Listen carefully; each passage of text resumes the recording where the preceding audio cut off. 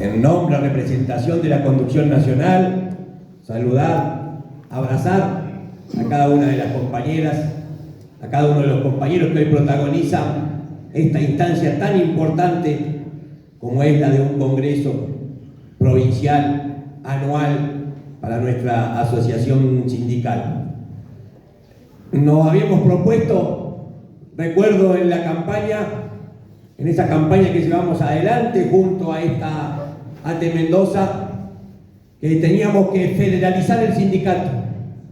Y decíamos que el poder de ATE no está en la capital federal, que el poder de ATE no está en sus bienes, el poder de ATE está en su gente, que federalizar no es coordinar intereses o articular negocios desde Buenos Aires, que federalizar es democratizar las decisiones en nuestro sindicato, que las 24 provincias, que las 185 seccionales que tiene ATE en la Argentina formen parte en la toma de decisión. Federalizar es encontrarnos, federalizar es escucharnos, federalizar es volver a ponerle nombre y apellido a tantos esfuerzos anónimos que se realizan en el país. Por eso este es el primer reconocimiento, porque esta ATE Argentina no hubiera podido ser, no es ni va a ser nunca sin los hombres y mujeres mendocinos que hacen de esta poderosa ATE Mendoza uno de los principales pilares en los que se apoya la ATE de todo el país.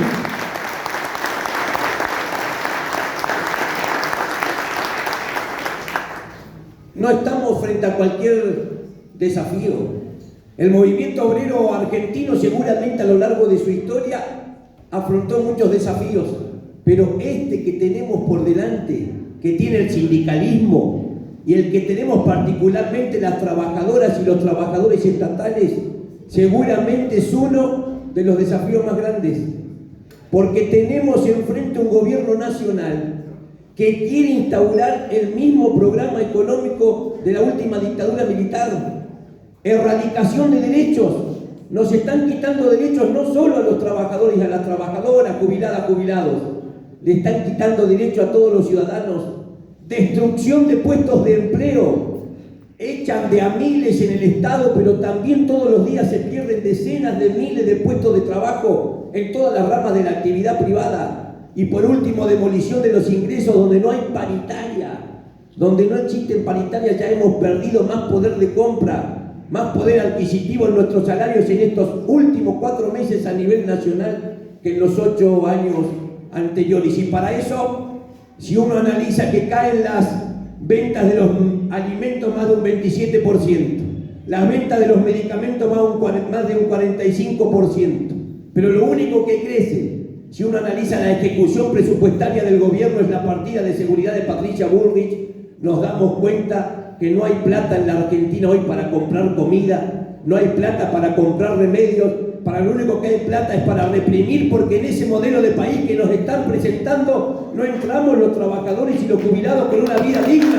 Por eso no quiero reconocer a Mendoza en su proceso de judicialización y criminalización de la protesta que nunca dejó de luchar.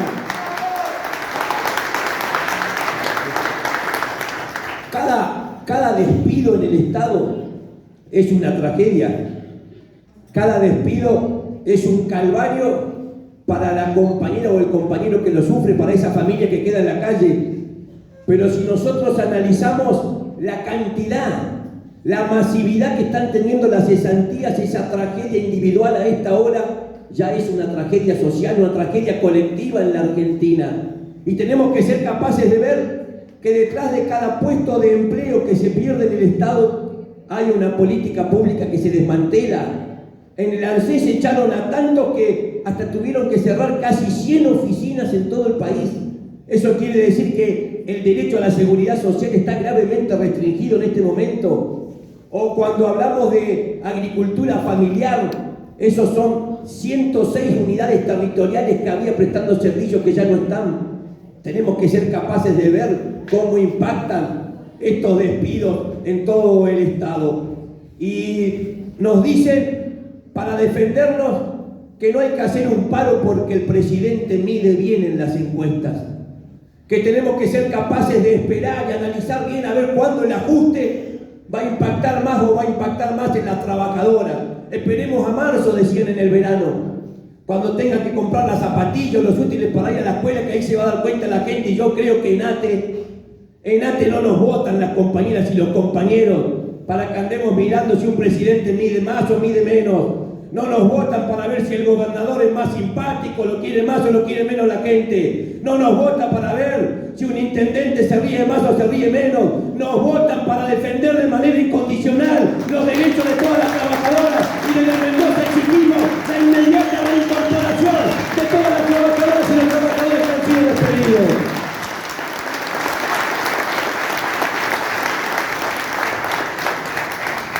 Y tuvieron que estigmatizar. Hay que estigmatizar el empleo público para poder ajustar. Montaron una verdadera campaña de desprestigio sobre todas las estatales y todos los estatales, diciendo que somos muchos, que sobramos en el Estado, que no estamos calificados, que trabajamos en el Estado porque nunca podríamos trabajar en el sector privado, y por último, que somos caros, que le costamos mucho a todo el pueblo. Y solo basta recurrir a datos oficiales para desmontar ese verdadero aparato de la mentira. Si tomamos el total de personas ocupadas en la Argentina, menos de 2 de cada 10 trabajan en el Estado, el resto, más del 80%, lo hace en el sector privado. En el mundo hay estados mucho más grandes que el Estado argentino. Si hay un rasgo distintivo del Estado argentino, y vaya si lo muestra con esta memoria ATE Mendoza, es el alto nivel educativo de sus trabajadoras y de sus trabajadores. El 51% tiene título terciario o universitario, y además el resto está formado para otras competencias. Y tampoco somos caros si analizamos que las partidas presupuestarias de gasto corriente primario del Estado, primero están políticas sociales, subsidios económicos, después están jubilaciones y pensiones, y recién en cuarto lugar nuestro sueldo, la inversión en nuestro salario. Estigmatizaron, dijeron que éramos ñoquis, y nosotros desde ATE le dijimos al gobierno que publique el listado de los ñoquis, y no lo pudo publicar. Por eso hay un gobierno que se empieza a debilitar, porque frente a los ojos de la sociedad empieza a quedar claro, se desvanece la principal causal del despido que invocó el gobierno, que fue la no prestación de servicios. Y tuvimos, además de los ñoquis, que escuchar a un ministro de Economía como Caputo, que dijo que a él en la calle la gente le decía que los que están en el Estado están para servir, y que él vio muchos trabajadores que están para servir, pero también vio muchos que estaban en el Estado para hacer negocios. Y yo quiero decir entonces, señor ministro, usted integró una banda que trajo de vuelta al Fondo Monetario Internacional, que se la fugaron toda, 45.000 millones de dólares, que si se trata de echar a los que hacen negocios en el Estado, el primer despedido tendría que ser el ministro Caputo y todos los funcionarios que hoy integran el Ministerio de Economía.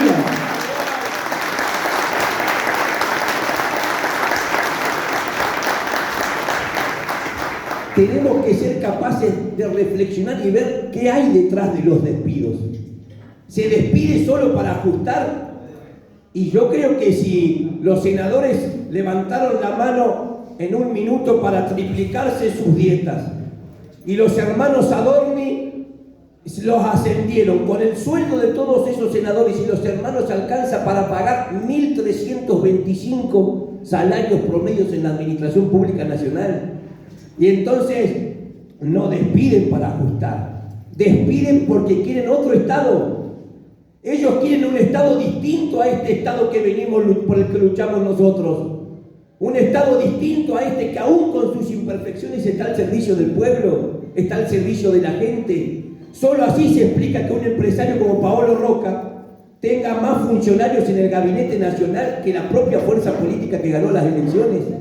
Solo así se explica que sea el secretario de Trabajo Nacional un gerente de recursos humanos de los grupos empresarios más poderosos del país. Quieren un Estado que esté al servicio de las grandes corporaciones económicas en la Argentina.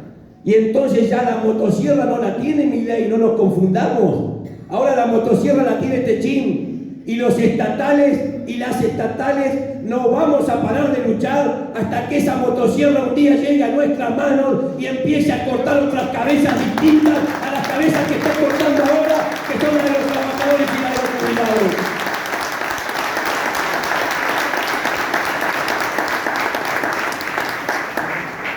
Somos una conducción nacional, esta que integramos, de la que empezamos a soñar con Ate Mendoza, que dijo también que se iba a impulsar en la historia.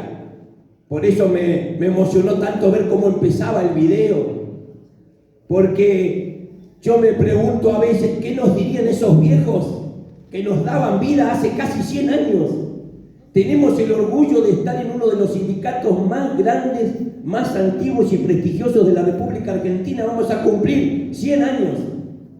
¿Y qué nos dirían esos viejos? ¿O qué nos dirían las generaciones que nos recuperaron de las garras de la última dictadura militar? Y seguramente el consejo que nos darían es que el gobierno no tenga éxito en lograr que ustedes solamente se pongan contra la pared a contar despidos, que solamente resistamos los despidos, sino que seamos capaces de hablar de lo que tenemos que hablar. Y es que hemos perdido más poder real de su salario en estos meses que en los años anteriores, que seamos capaces como antes también de reclamar un inmediato aumento salarial para todos los trabajadores municipales del país. Esta conducción tiene que llevar a cabo este año el primer plenario nacional de trabajadoras y trabajadores municipales para terminar de una buena vez con la discriminación de la que son parte de muchos compañeros.